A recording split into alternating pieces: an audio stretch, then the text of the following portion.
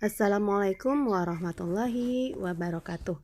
Baik teman-teman, kali ini kita akan membahas tentang penjumlahan vektor menggunakan metode analisis. Ibu reminding kembali ya nak ya, kompetensi dasar di bab ini yaitu menerapkan prinsip penjumlahan vektor sebidang, misalkan perpindahan. Pertemuan terakhir kita membahas tentang definisi vektor. Ya, apa itu vektor? Nah, Ibu reminding kembali ya teman-teman, apa itu vektor? Ya, vektor itu adalah sebuah besaran yang memiliki nilai dan arah. Terakhir pertemuan kita membahas penjumlahan vektor menggunakan metode grafis. Nah, kali ini kita akan membahas tentang penjumlahan menggunakan metode analisis. Apa sih bedanya antara vektor penjumlahan analisis dengan vektor penjumlahan secara grafis? Ya, sudah jelas terlihat dari kata-katanya ya teman-teman. Kalau misalkan metode grafis itu berarti menjumlahkan vektor menggunakan metode gambar, ya, grafis, gambar. Nah, sedangkan analisis adalah kita akan menguraikan vektor-vektor tersebut terhadap sumbu X dan sumbu Y. Baik, kita akan mulai ya. Nah,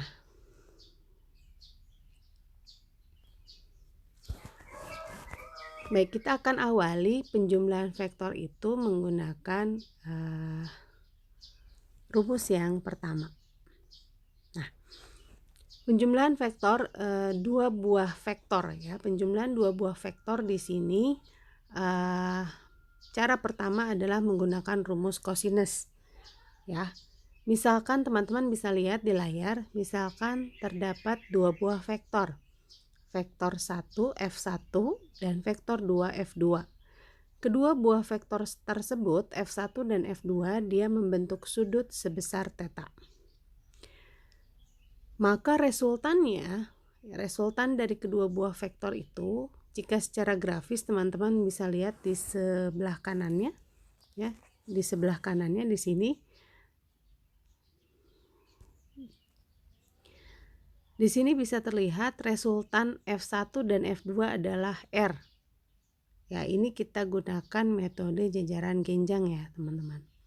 Tapi berapa sih besarnya kalau tidak kita menggunakan metode grafis? Karena kalau kita menggunakan metode grafis, teman-teman, kita harus menggunakan ukuran secara tepat dan teliti.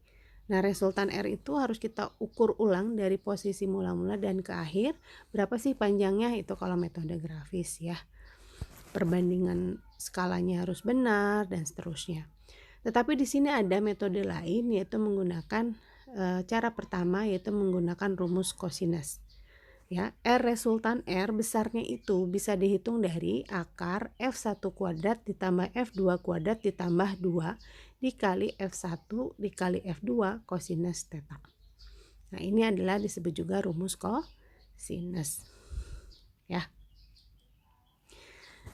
Baik, kita coba lihat contoh kasus ya teman-teman untuk cara yang pertama. Oke. Misalkan di sini terdapat dua buah vektor. Ya. Vektor F1 ini nilainya misalkan 10 Newton. Nah, vektor F2 ini dia nilainya juga sama 10 Newton, misalkan seperti itu.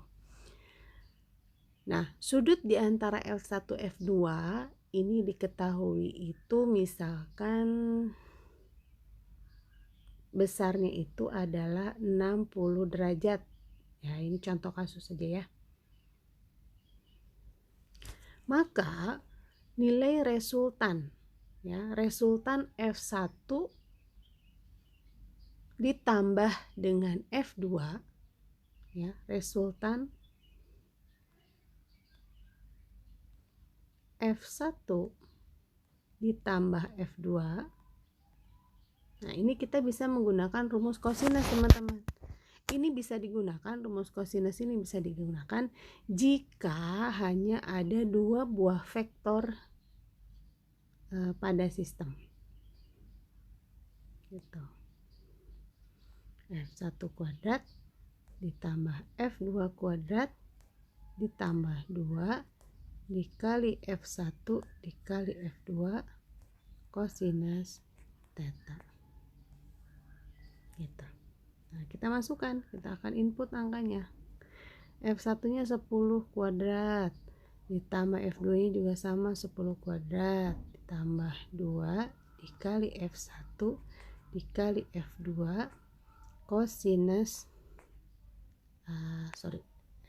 Ibu hapus ya, kita langsung replace aja. F1 nya itu adalah 10, F2 nya juga 10 dikalikan kosinus 60.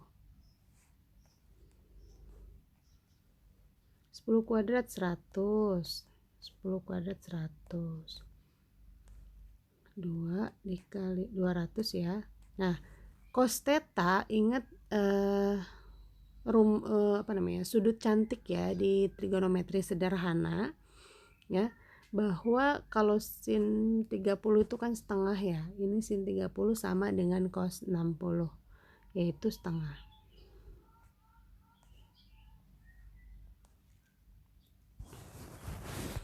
Maka hasilnya adalah akar dari 300 ya. Jadi kalau kita percantik lagi 10 di akar 3 Newton.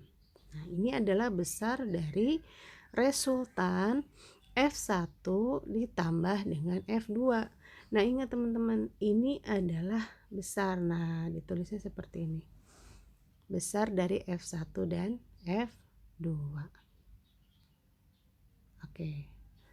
Sampai sini apakah ada pertanyaan? Silahkan nanti ya info di WA ya.